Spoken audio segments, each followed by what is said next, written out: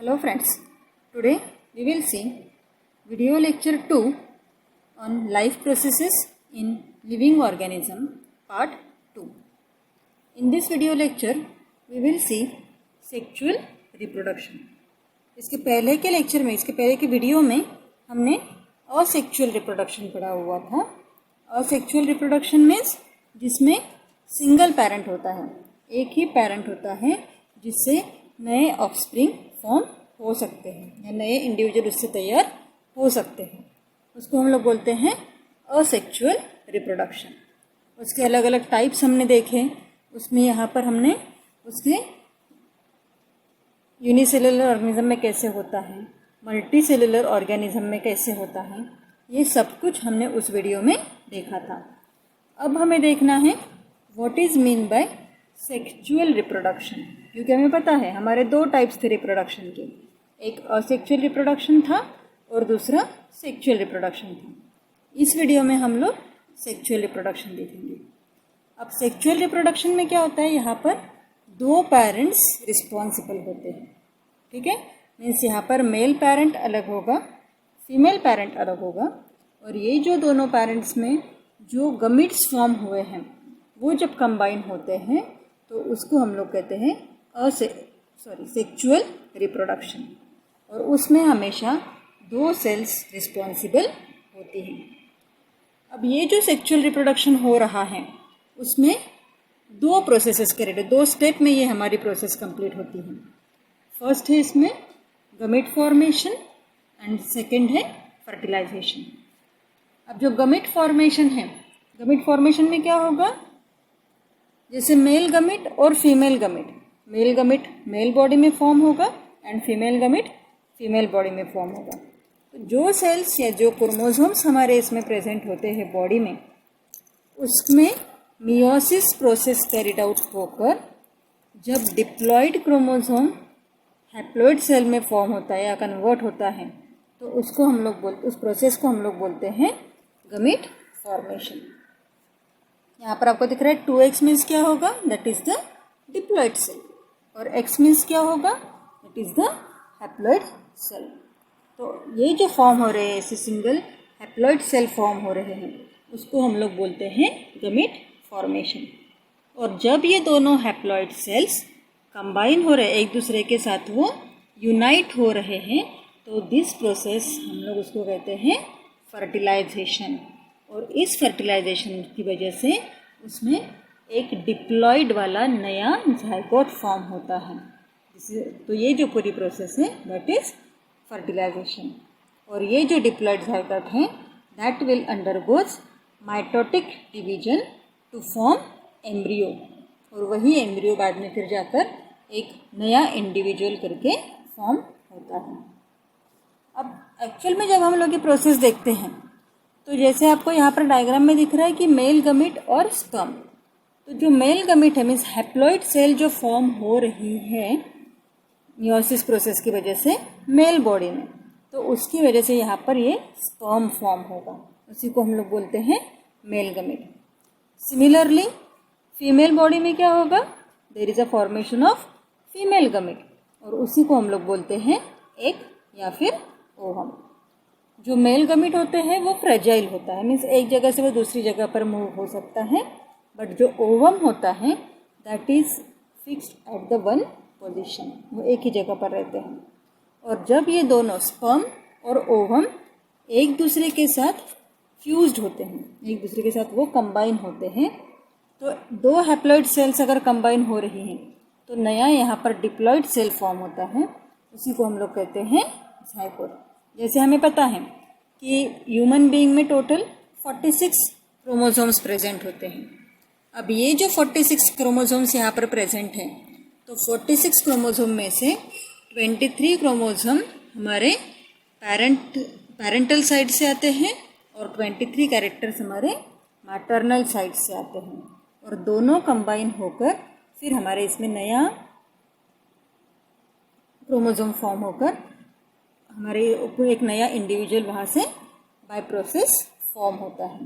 तो इसीलिए जो ऑफस्प्रिंग है उसमें कुछ कैरेक्टर्स मेल पेरेंट जैसे होते हैं और कुछ कैरेक्टर्स फीमेल पेरेंट जैसे होते हैं। Okay, that is the main process of this reproduction.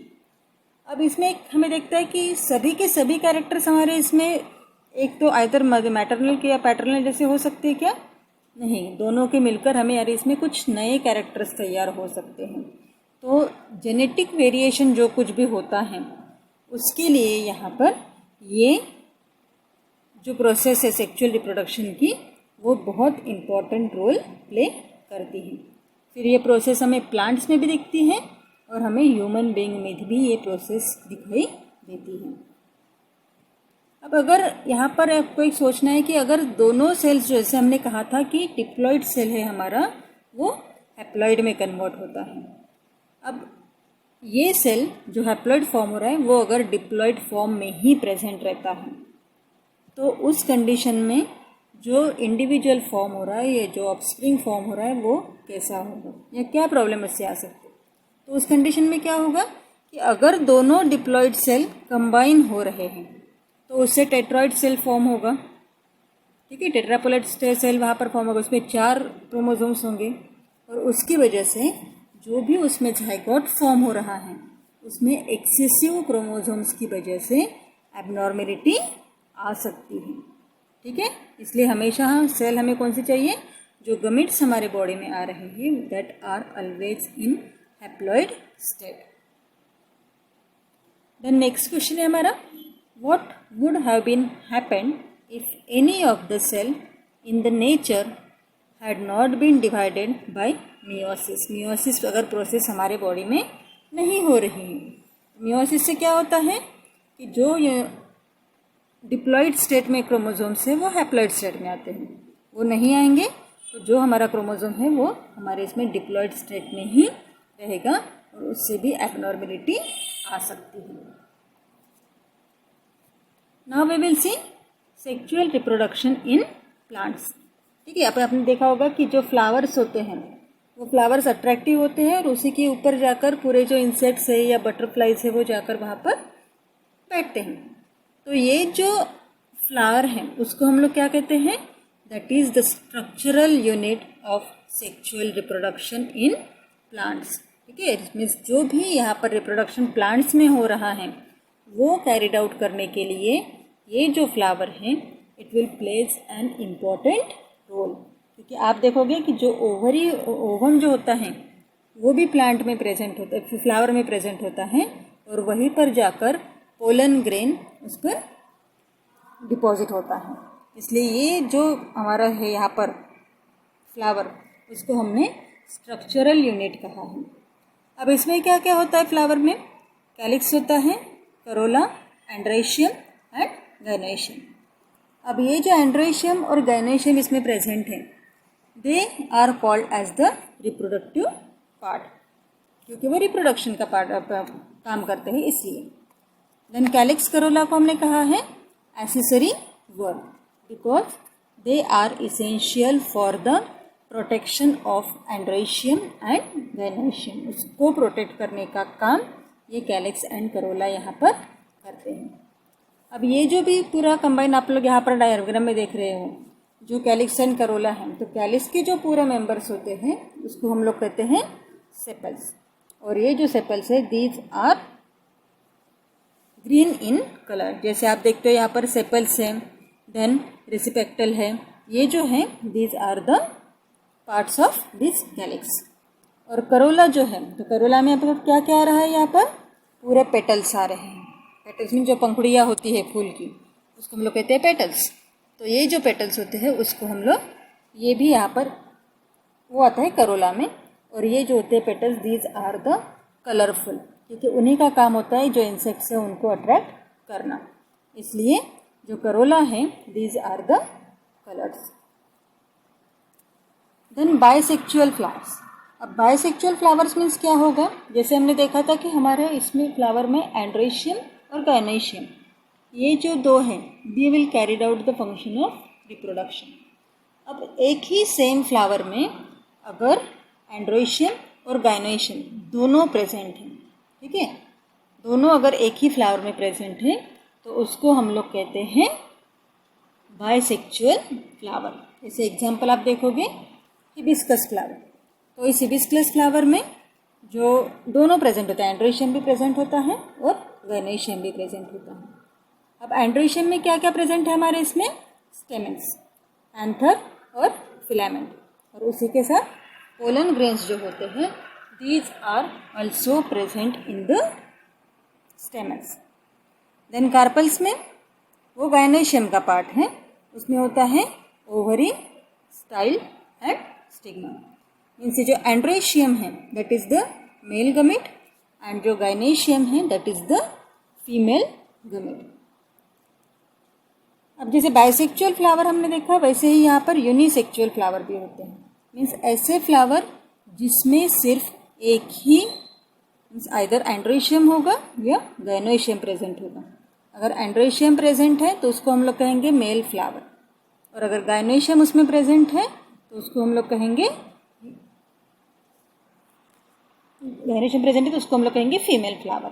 तो ये जो कुछ भी ऐसे अलग अलग अगर प्रेजेंट है तो फिर उस फ्लावर को हम लोग बोलते हैं unisexual flower. Now we will see the process of pollination. क्योंकि अब अगर हमें पता है कि पोलन ग्रेन जो होते हैं वो अगर ट्रांसफर नहीं हुए तो फर्टिलाइजेशन नहीं हो सकता। तो ये जो पोलन ग्रेन्स है वो एक प्लांट से दूसरे प्लांट तक, या पोलन ग्रेन जो है वो स्टिग्मा पर जाकर स्टिक होने चाहिए, स्टिग्मा पर जाकर वो चिपकने चाहिए। ये प्रोसेस जो होती है ट्रांसफर ऑफ पोलन ग्रेन, उसको हम लोग बोलते हैं पॉलिनेशन। अब पॉलिनेशन जो होता है वो दो एजेंट की वजह से हो सकता है। उसको कैरी आउट करने के लिए दो इसकी ज़रूरत होती है। फर्स्ट है उसमें अबायोटिक। अबायोटिक में आएगा विंड या वाटर, पानी की वजह से या वाटर की वजह, एयर की वजह से वो एक फ्लावर से दूसरे फ्लावर पर जा सकते हैं, स्टिग्मा पर जाकर वो स्टिक हो सकते हैं। और बायोटिक एजेंट में इंसेक्ट्स हैं, जैसे बटरफ्लाइज है, कुछ छोटे इंसेक्ट्स हैं, बर्ड्स हैं, कुछ एनिमल्स हैं कि जिनके बॉडी को पोलन ग्रेन्स चिपक कर एक प्लांट से दूसरे प्लांट्स तक जा सकते हैं। तो ये ट्रांसफ़र जो होता है that is because of this biotic and abiotic agents. Then types of pollination. अब टाइप्स ऑफ पॉलिनेशन में आप क्या देख रहे हो यहाँ पर इस डायग्राम में, कि इस डायग्राम में आपको दिख रहा है कि एक जगह ए लिखा है, दूसरी जगह पे बी लिखा है, फिर सी लिखा हुआ है। दो प्लांट्स आपको यहाँ पर दिख रहे हैं।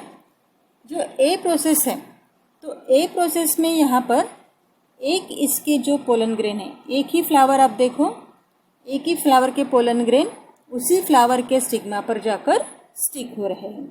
ठीक है, प्रोसेस सेम फ्लावर में हो रही है, इसलिए हम लोग उसको कहते हैं सेल्फ पॉलिनेशन। अब वही पोलन ग्रेन्स जो उसी फ्लावर के पोलन ग्रेन अगर दूसरे प्लांट के स्टिग्मा पर जाकर स्टिक हो रहे हैं, प्लांट से में दूसरे फ्लावर पर जाकर स्टिक हो रहे हैं, या दूसरे प्लांट के दूसरे फ्लावर पर जाकर स्टिक हो रहे हैं, that is called as the cross pollination. उसको हम लोग क्या कहेंगे यहाँ पर? Cross pollination. पहले हमने देखा self pollination. Pollination involves only 1 or 2 flowers born on the same plant, और क्रॉस पॉलिनेशन में it involves 2 flowers born on 2 plants of the same species. Then third type आपको यहाँ पर दिख रहा है आर्टिफिशियल पॉलिनेशन। अब आर्टिफिशियल पॉलिनेशन में क्या होता है कि अगर कुछ हमें नए कैरेक्टरिस्टिक्स उस फ्लावर में इनबिल्ट करने हैं, उसमें डालने हैं, तो साइंटिस्ट क्या करते हैं, जो कैरेक्टर उन्हें डालने हैं उस प्लांट के पोलन ग्रेन्स लेकर दूसरे प्लांट के स्टिग्मा पर वो ब्रश से या कॉटन से उसको डिपॉजिट करते हैं।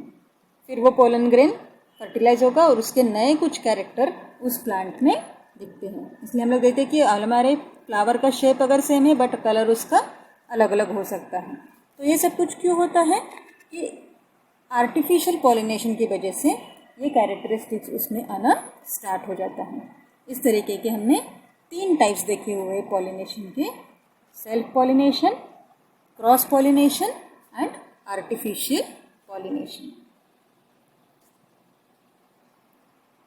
देन नेक्स्ट है हमारे इसमें फर्टिलाइजेशन। अब फर्टिलाइजेशन में क्या हो रहा है, जो हमारे पोलन ग्रेन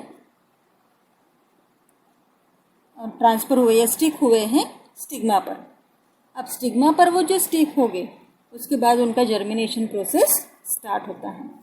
अब आप यहाँ पर देखोगे इस डायग्राम में, यहाँ पर हमारा पोलन ग्रेन जो है वो पोलन ग्रेन स्टिग्मा पर आकर स्टिक हो गया। अब स्टिग्मा पर आकर ये चिपक गया, उसके बाद जो पोलन ट्यूब है उस पोलन ट्यूब से ये जो हमारा पोलन ग्रेन है जिसको हम लोग स्पर्म भी बोल सकते हैं, ये उस पोलन ट्यूब से move towards the ovary, ovary की तरफ वो आता है।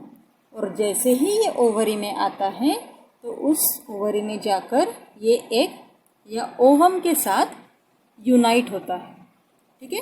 और जब ये यूनाइट हो रहे तो यहाँ पर डिप्लॉइड सेल फॉर्म होंगी और ज़ाइगोट फॉर्मेशन वहाँ पर होगा।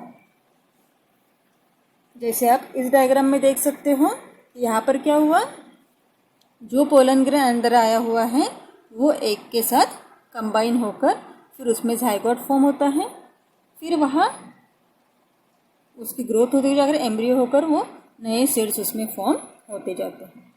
अब सपोज एक की जगह पर अगर 2 पोलन ग्रेन्स उस पोलन ट्यूब से अंदर आ रहे हैं तो उस कंडीशन में क्या होगा कि 2 पोलन ग्रेन्स जो है उनकी जो 2 पोलन न्यूक्लियाई होते हैं वो 2 एग्स के साथ कंबाइन होंगे, ठीक है। 2 यहाँ पर जो हमारे पोलन ग्रेन है पोलर न्यूक्लियाई हैं वो पार्टिसिपेट करेंगे इस प्रोसेस में और 2 सीड्स यहाँ पर तैयार होती हैं जिसको हम लोग कहते हैं डबल फर्टिलाइजेशन, ठीक है।